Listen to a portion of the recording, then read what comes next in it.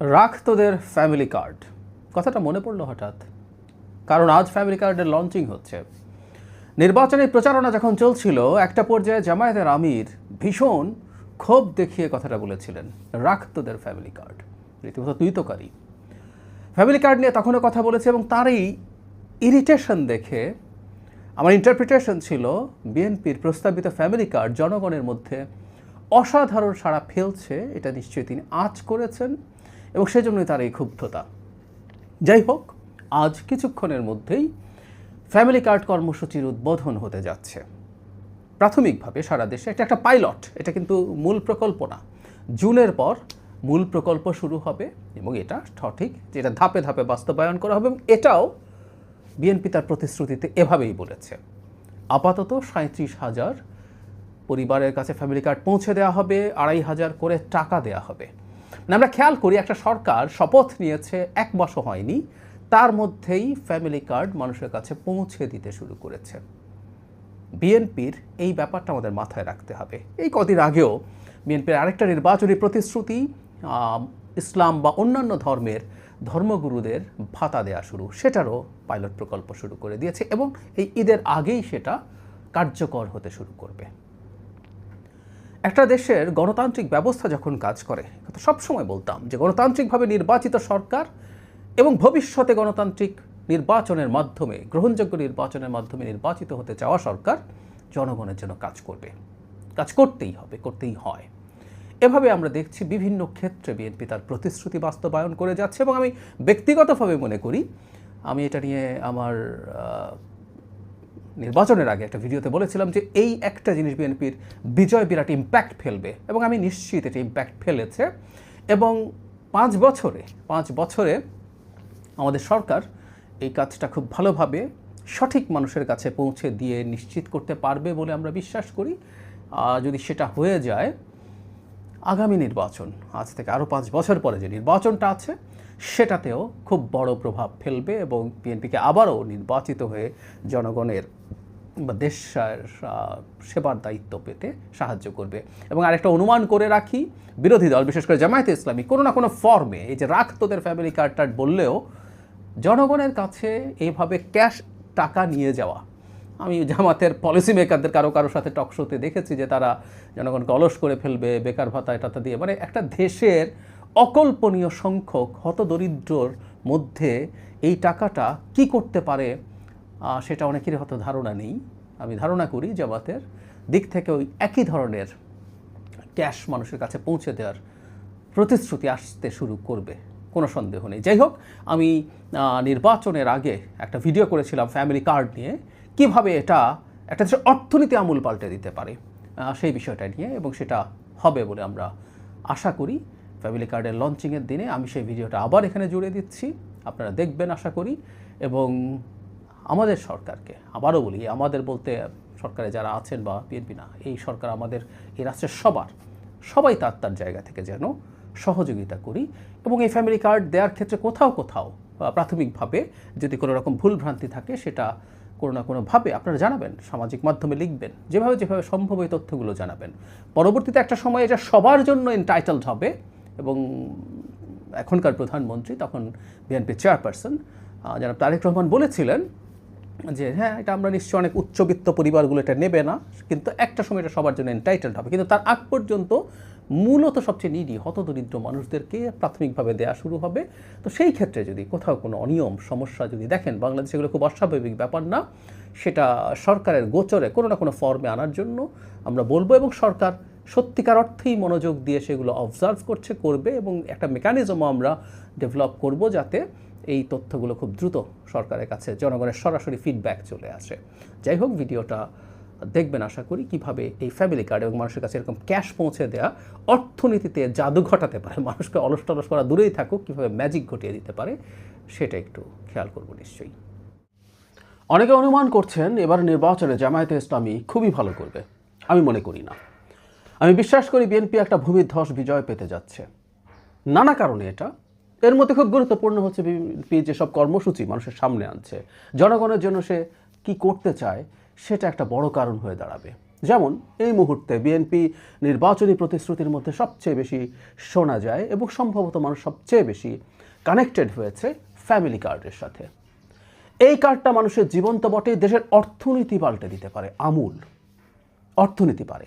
BNP তার ব্যাখ্যায় অর্থনীতির ব্যাপারটা খুব বেশি ওভাবে বলছে না, আমি সেটাও একটু বলতে চাই। যারা তারেক রহমান এটা একটা পডকাস্ট বানিয়েছেন, আপনারা এটা একটু দেখে নেবেন। অত্যন্ত সাবলীল উপস্থাপনায় তিনি জানিয়েছেন ফ্যামিলি কার্ড কী, কেন, কাদের জন্য। আমি খুব বেশি কথা বলতে চাই না, তারপরে তার সেই বক্তব্য এবং এতদিন পর্যন্ত বিএনপি যা বলেছে তার কাছ থেকে দু একটা কথা একটু জানাতে চাই। তিনি কার্ডটা দেখিয়ে বলছেন যে এই কার্ডটা তারা ধাপে ধাপে মানুষের কাছে পৌঁছে দিতে থাকবেন, গ্রামীণ এবং অনগ্রসর জায়গাগুলো থেকে দরিদ্র মানুষের কাছে, একটু নিচুতে যারা আছেন আর্থসামাজিক অবস্থানে, আর্থিক অবস্থানে, তাদেরকে দিতে শুরু করবেন ধাপে ধাপে। যারা প্রতিটা মানুষের কাছে পৌঁছে যেতে চান। এটা একটা ডিজিটাল কার্ড, এর মধ্যে রেকর্ড থাকবে, এটা রিড করা যাবে শেষ পর্যন্ত প্রত্যেককে। তিনি উদাহরণ দিচ্ছেন একজন দরিদ্র মানুষ যেভাবে পাবেন, একজন ইউএনও বা সরকারি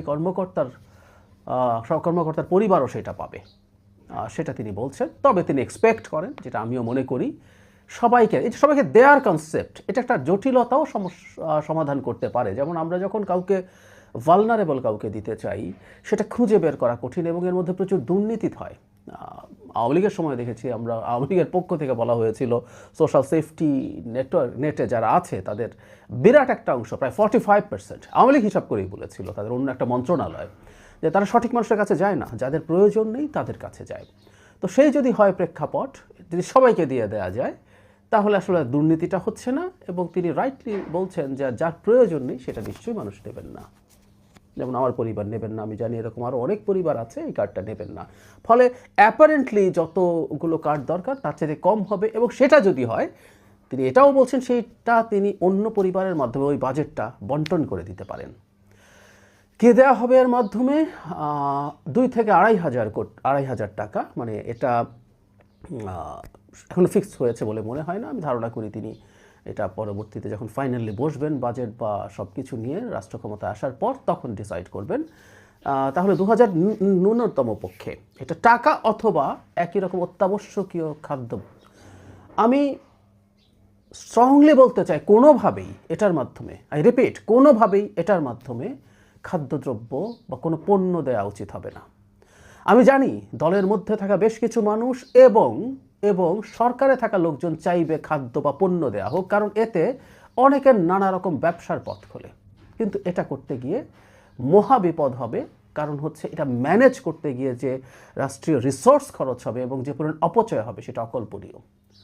আজকে মোবাইল ফাইন্যান্সিংয়ের যুগে টার্গেটেড মানুষের কাছে মুহূর্তেই টাকা পৌঁছে দেওয়া যায়।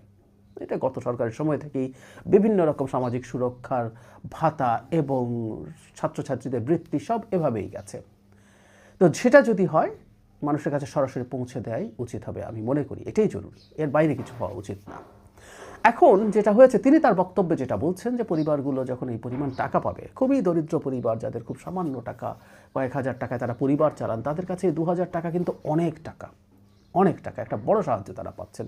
সেটা দিয়ে তারা যা প্রয়োজন, খাদ্য প্রয়োজন হলে খাদ্য কিনবেন, পণ্য প্রয়োজন হলে অন্য কোনো পণ্য কিনবেন, প্রয়োজনে চিকিৎসা কিনবেন, শিক্ষা কিনবেন, যেটা তার প্রয়োজন সেটা তা কিনবেন।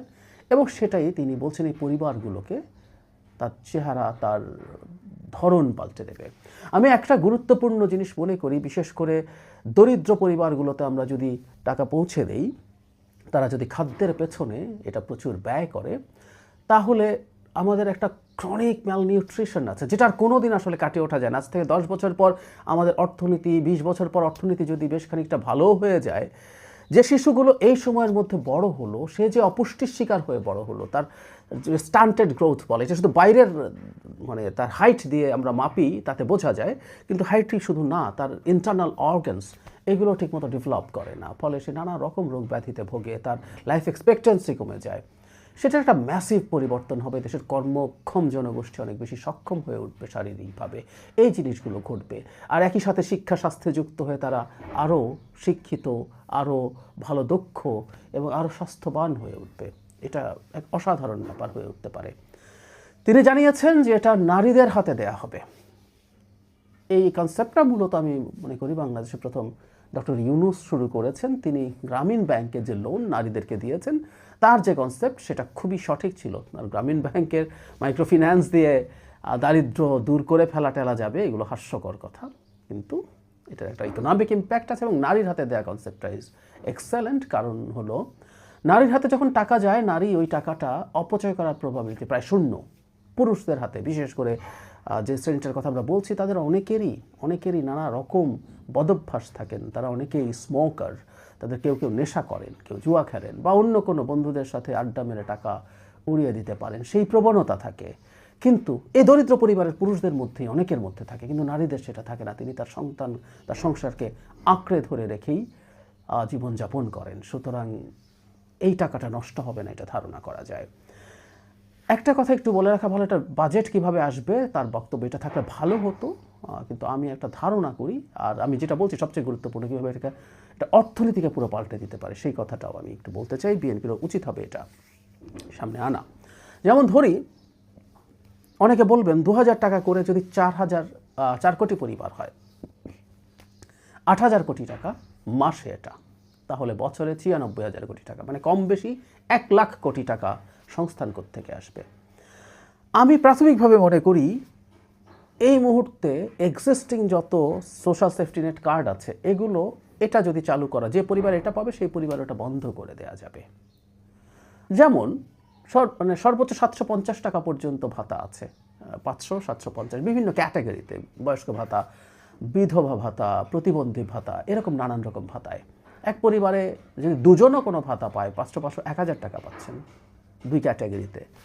2000 টাকা যদি তারা পান, তাহলে তাদের আসলে এগুলো লাগে না। সুতরাং অলরেডি বাজেটে সোশ্যাল সেফটি নেটের যে বাজেট আছে, সেই বাজেটটা আসলে না থাকলেও চলে, সেটা তুলে দিলে সেই বাজেটটা এর মধ্যে ঢুকিয়ে দেওয়া যায়, সাথে যোগ হবে। সুতরাং অর্থের সংস্থান খুব কঠিন না। আর ওই যে বলা হয়েছে, এটা একসাথে করে ফেলা হচ্ছে না, ধাপে ধাপে করা হবে।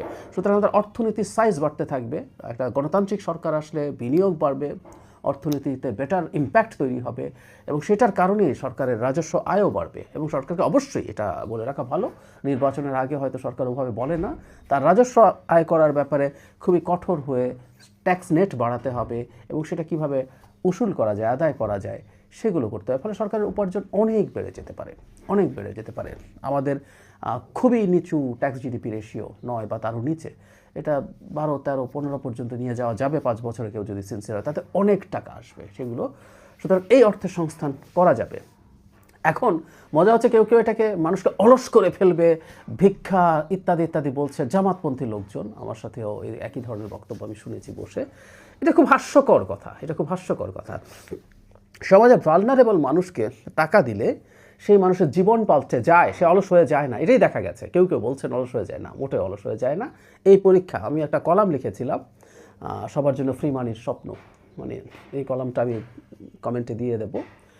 প্রথম আলোতে লিখেছিলাম, সেটা কীভাবে অর্থনৈতিক ইম্প্যাক্ট ফেলে সেটা আমি দেখানোর চেষ্টা করেছি। আপনারা বিস্তারিত পড়বেন। তবে আমি সামান্য এইটুকু বলে রাখি, দরিদ্র মানুষের হাতে বিশেষ করে যখন টাকা যায়, সে টাকাটা তার হাতে থাকে না, মুহূর্তে বাজারে চলে যায়। ওর অবস্থা এতই খারাপ থাকে, এই 2000 টাকা, 2500 টাকাও সেই মানুষটা মুহূর্তে নিয়ে বাজারে চলে যাবেন। খাদ্য হলে খাদ্য কিনবেন, চিকিৎসার ওষুধ হলে ওষুধ কিনবেন, অন্য কোনো পণ্য হলে অন্য কোনো পণ্য কিনবেন, বা একটু সামর্থ্যবান যদি হয়, তিনি তার সন্তানের জন্য তার শখের কোনো খাবার, কিছু চকলেট, চিপস, এগুলো কিনবেন।